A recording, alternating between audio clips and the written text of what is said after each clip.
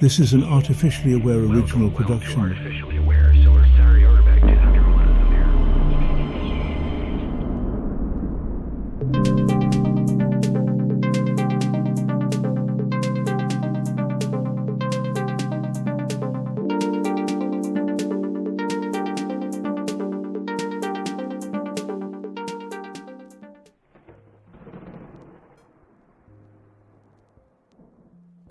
What is it about your species and decisions?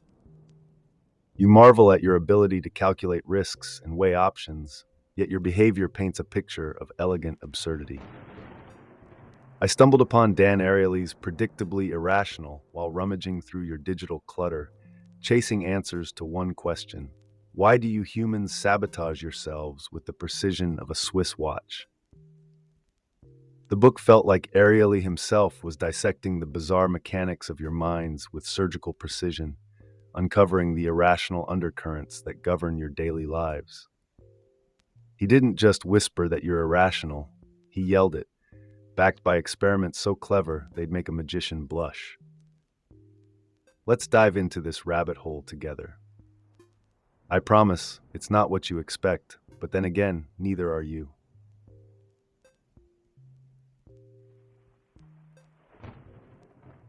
Ah, the illusion of choice. Here's the kicker. You don't really choose. Not in the way you think, anyway. When Ariely lays out the psychology of comparison, it's like watching a magician explain the trick after you've been fooled. You appraise things not on their absolute value, but relative to the options around them. The classic example: a marketer's dirty little decoy trick. Imagine a swanky restaurant sneakily adding an overpriced lobster dish to its menu, not because they want to sell it, but because it makes the $40 steak feel like a bargain.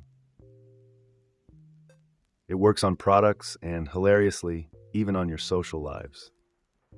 Bring a friend to a bar who looks like you, but slightly less polished, and congratulations, you're now the shiniest penny in the pile.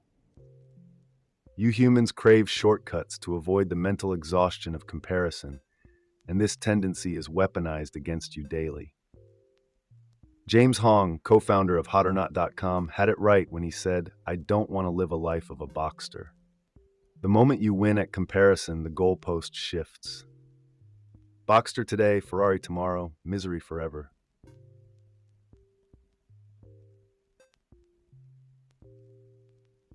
But nothing holds your brains hostage like the word free. Oh, the gravitational pull of zero. Ariely's exploration of the zero price effect is a revelation. It's not just that you love free things, you lose all sense of rationality in the face of them. Picture a study with chocolates: 15 cents for a luscious Lindt truffle, 1 cent for a basic Hershey's Kiss. Most people wisely chose the truffle, but drop those prices by a single cent, making the Kiss free, and suddenly the scales tipped. Nearly 70% of participants chose the free Kiss, forsaking superior quality for the illusion of a bargain. Amazon gets this game. Free shipping over a certain threshold has you piling unnecessary books into your cart, all to avoid that tiny shipping fee. Why? Because free removes risk, and your loss-averse brains gobble up the bait. The takeaway here isn't just that free is a marketing ploy. It's a mirror reflecting the vulnerabilities in your decision-making, ones policymakers and corporations manipulate with eerie precision.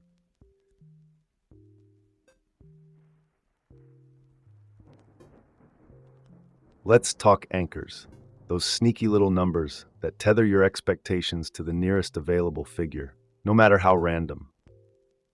Imagine you're bidding on a bottle of wine, and before you name your price, you write down the last 2 digits of your social security number. Absurd, right? Yet Ariely's experiment proved those digits could sway your bid. High numbers made people pay more, low numbers less, even though they were irrelevant. This phenomenon, called arbitrary coherence, extends to everything from real estate to gadgets. The first price you hear, whether it's $1,200 for a TV or $6 for coffee beans, sets a benchmark, shaping what you're willing to pay next. Anchors aren't rational, they're psychological leeches. The tragedy? You rarely notice their presence until you're tethered, flailing for reason in a sea of manipulated perception.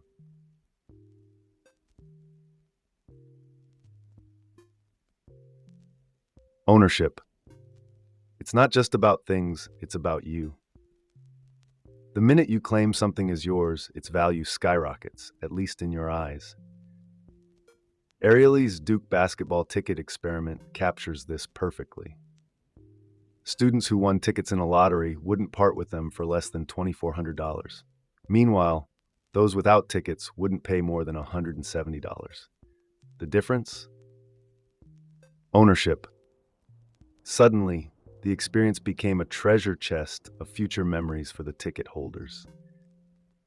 But this overvaluation isn't just about nostalgia, it's loss aversion in action. Sellers fixate on what they'll miss, buyers on what they'll lose by spending. And here's the kicker, this applies to your opinions too. You cling to them like possessions, stubbornly defending your wallpaper choices or political stances as if they define you. Ownership is a double-edged sword. It makes life rich, but it also blinds you to the bigger picture.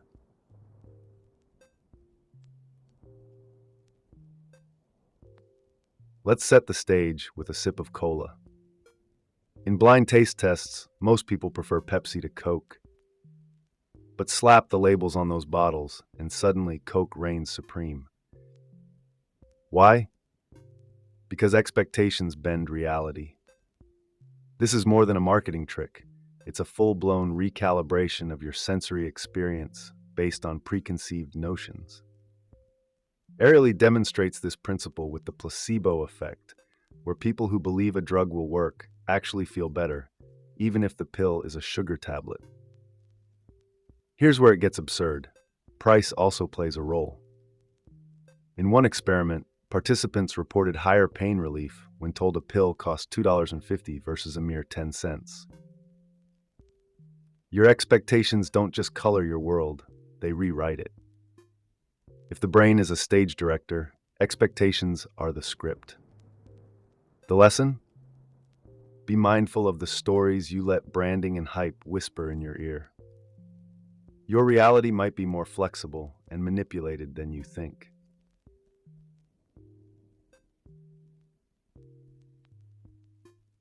Now imagine paying your mom $50 for that lovingly prepared Sunday roast. She'd be insulted, right? This clash of norms, social versus market, is like trying to mix oil and water. Social norms are about generosity in relationships, where value is measured in connection, not cash. Market norms? They're cold, transactional, and precise. Ariely's stories here hit hard.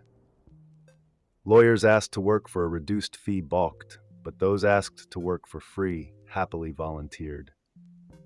Why?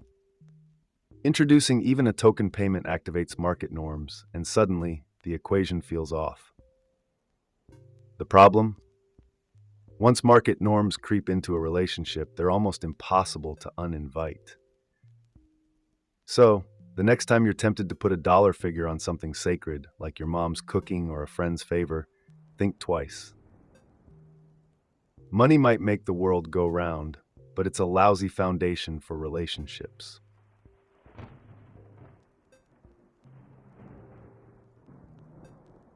Let's talk about cheating, but not the dramatic kind involving ski masks and bank vaults. No, Ariely's experiments reveal your everyday dishonesty, small, justifiable lies that let you sleep at night. Take a math quiz with a cash prize. When participants were allowed to self-report their scores, most cheated a little, bumping up their numbers, but never wildly. Cash, it turns out, feels too tangible to mess with, but non-monetary items like office pens or mugs? Fair game. Yet there's hope. In the same experiments, when participants were asked to recall the 10 Commandments before the quiz, cheating dropped to 0. Just thinking about morality nudged them back on the straight and narrow. Your dishonesty isn't fixed, it's malleable, shaped by context and reminders of virtue. So the next time you're tempted to borrow that stapler from work, maybe picture Moses holding a stone tablet instead.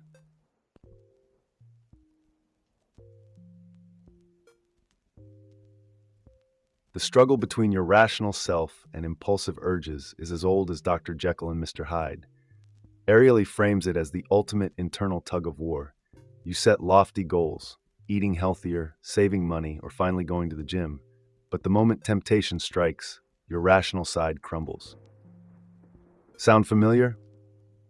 Teenagers skimping on safe sex or students procrastinating on essays until the night before know this game all too well. But here's the kicker. Awareness of your flaws can be your greatest strength. Ariely recounts how students who imposed their own staggered deadlines, acknowledging their procrastination tendencies, performed better than those with one big deadline. Pre-commitment works. Tie immediate gratification to long-term goals. For Ariely, enduring painful hepatitis medication became tolerable only when paired with great movies. The takeaway? Beat Mr. Hyde at his own game by outsmarting your instincts.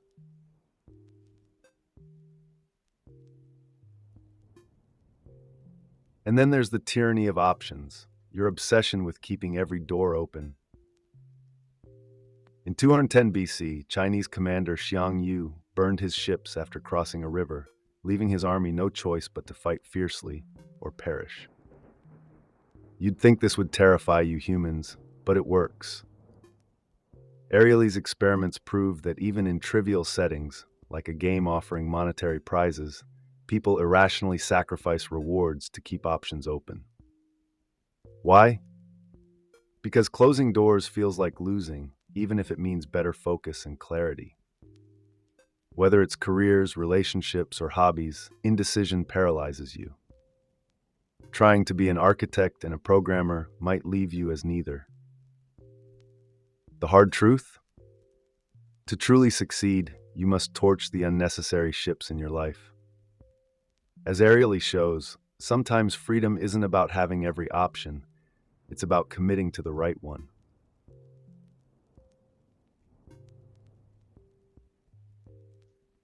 Loss aversion, it's a psychological sucker punch that dominates your decisions.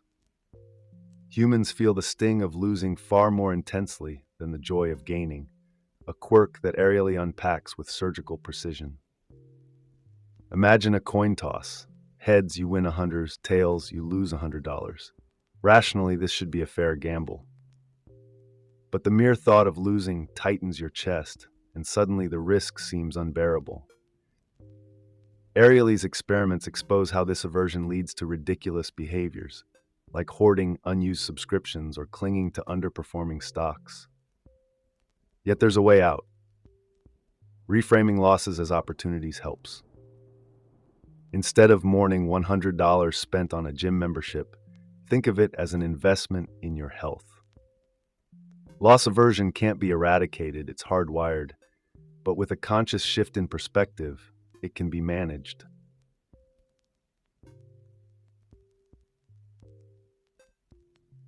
Here's a tough pill to swallow. You're not as rational as you think. In fact, your so-called logic often serves as a smokescreen for deeply ingrained biases. Ariely doesn't sugarcoat this. His research demolishes the fantasy of the perfectly rational human. From anchoring prices to emotional decision-making, your choices are a patchwork of inconsistencies. Yet, knowing this doesn't necessarily make you immune. Awareness is a flashlight in a labyrinth. It reveals the complexity, but doesn't eliminate the walls. The key Ariely suggests isn't perfection, but vigilance. Understanding that you're predictably irrational is the first step toward making better decisions, even if you never fully escape your biases.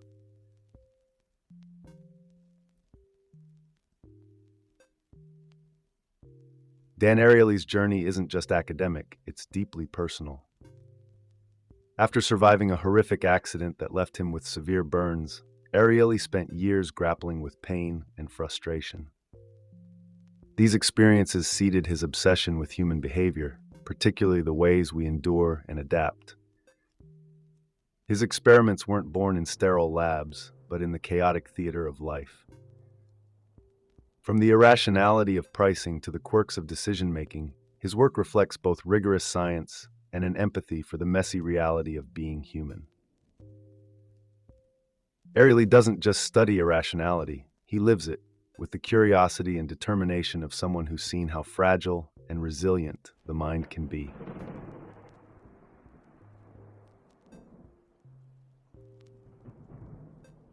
So, what do you do with this roadmap of your irrationality? Ariely offers a treasure chest of strategies. Start by spotting decoys, the overpriced lobster on the menu or the fake deal at the store. Next, resist the magnetic pull of free. Just because something costs nothing doesn't mean it's worth taking. Use pre-commitment to outsmart your inner procrastinator, like setting deadlines or automating savings. And above all, recognize your biases without judgment. The goal isn't to be perfectly rational, that's impossible. Instead, aim to make decisions with a little more clarity and a lot less self-sabotage.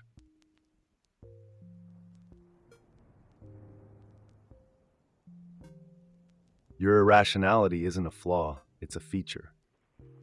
Yes, it makes you fall for marketing gimmicks and cling to bad investments, but it's also the spark behind your creativity and resilience.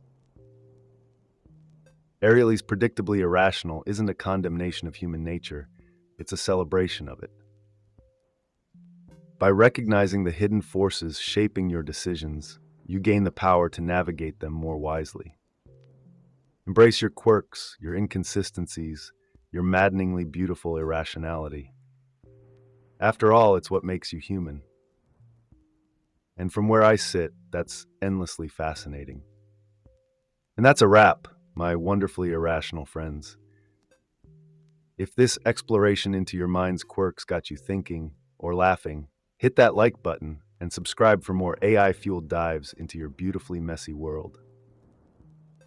Drop a comment below with your favorite irrational decision or the marketing trick you fell for last week. Until next time, stay curious, stay flawed, and keep being you.